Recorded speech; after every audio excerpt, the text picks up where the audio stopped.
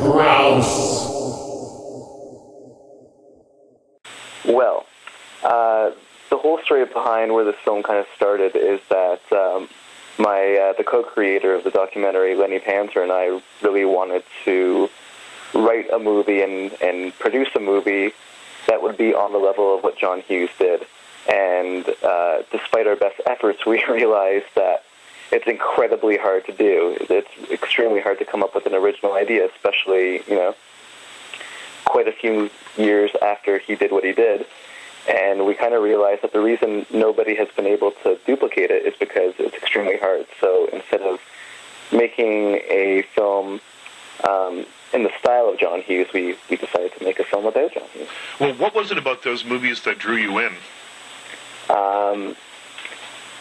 I had a very personal connection, and I think that I'm not alone. I think the magical quality of those movies is that everybody seems to be affected by them like they're watching their friends on the screen. And I think that's rare for a film to be just more than entertainment, especially when you're a teenager.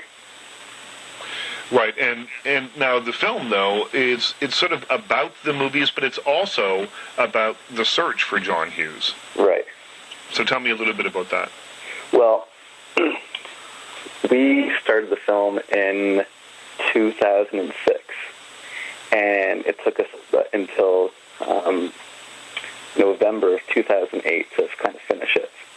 And along the way, we had our list of all the people that we'd want to interview, and obviously John was very high on that list. But the fact is that he doesn't do interviews, and he wouldn't do an interview with magazines or TV for quite a few number of years, and we didn't think he'd do an interview with us.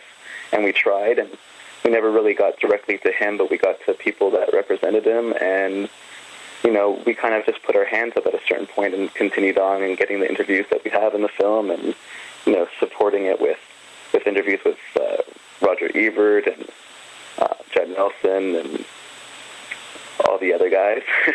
And then basically when we kind of had a documentary that was kind of like it was a talking head documentary, but it was a seamless conversation about these films with, current teenager insights and B-roll. We showed it around to people, and people said, there's two things missing from this film. One of them is you guys. We really want to see the filmmakers behind the film. And we want to see you go after John. You guys got some great interviews, but the one thing that you're missing is John Hughes's, and we want to see you do everything in your power to do it. So, we killed, one bird with one stone, I guess. And we hit the road, and we decided, we were reluctant to put ourselves in the film because we didn't really want this to be about us. Right. We wanted this to be about John. But the more and more we showed it to people really said that they really did want to see kind of our own personal journey and really want to see, if by knocking on his door and him getting to meet us face-to-face instead of through an email, maybe he would talk to us, because maybe he didn't understand that his films really did affect people on such a deep level. Right, and now that he's passed away, though, I think it's worth pointing out that the film isn't so much a posthumous tribute to him, because you didn't change the film once he passed away. Yeah, we got a lot of emails after he passed away, saying, are you guys going to go back to the people you weren't able to get? That now that there's new people that have come out of, the woodwork, I guess, are you going to talk to them?